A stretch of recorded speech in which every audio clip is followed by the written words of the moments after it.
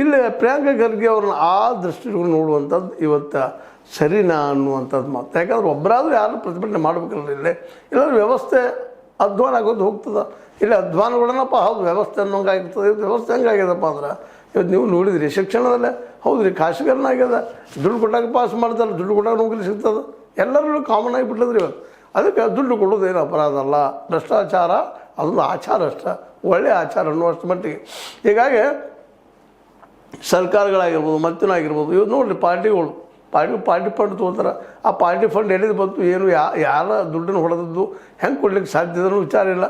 Party fund ಬಂತಲ್ರಿ ನಾವು ತೊಗೊಳ್ತೀವಿ, ಅದು ರೂಲ್ಸ್ ಅದು ನಮ್ಮದು, ತೊಗೊಳ್ತೀವಿ ಬದುಕಬೇಕಾದ್ರೆ ಅನಿವಾರ್ಯ ಅನ್ನುವಂಥ ವಾತಾವರಣ.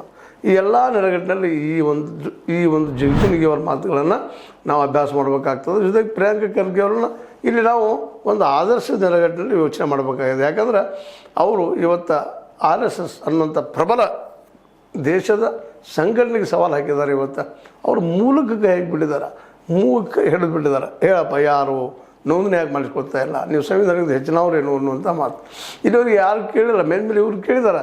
ಇದಕ್ಕೆ ಅವರಲ್ಲಿ ಒಂದು ಧೈರ್ಯ ಅದ. ಒಂದು ಏನಪ್ಪ ಅಂದ್ರೆ ಇವತ್ತು ಈ ದೇಶದ ಅತ್ಯಂತ ಏನಪ್ಪ ಅಂತಂದ್ರೆ ಒಂದು ಮೀಸಲಾತಿ ದೃಷ್ಟಿ ಇಟ್ಕೊಂಡಿರ್ಬೋದು ಮತ್ತಿನಿರ್ಬೋದು ಅಂಬೇಡ್ಕರ್ ಅವರ ಒಂದು ಏನೋ ನಿರಂತರ ಹೋರಾಟದಿಂದಾಗಿ ಅವರಲ್ಲಿ ಒಂದು ಏನಪ್ಪ ಅಂತಂದ್ರೆ ಆತ್ಮವಿಶ್ವಾಸ ಬೆಳೀತಾ ಇದೆ. ಭಾಳ ಜನರಲ್ಲ, ಕೆಲವು ಜನರಲ್ಲಿ ಅವರ ಆತ್ಮವಿಶ್ವಾಸದಂತ ಅವರು ಖರ್ಗೆ ಅವರು ಒಂದು ಧೈರ್ಯ ಮಾಡಿದ್ದಾರೆ. ಜೊತೆಗೆ ಕಾಂಗ್ರೆಸ್ಸಿನ ಇದಕ್ಕೆ ಇವತ್ತಿನ ರಾಹುಲ್ ಕಾಂಗ್ರೆಸ್ಸಿನ ಪ್ರೋತ್ಸಾಹನೂ ಅದ ಅದಕ್ಕೆ. ಯಾಕಂತಂದ್ರೆ ಯಾರಾದರೂ ಒಬ್ಬರು ಇನಿಷಿಯೇಟ್ ಮಾಡ್ಬೇಕಲ್ರಿ ಹೋರಾಟಕ್ಕೆ.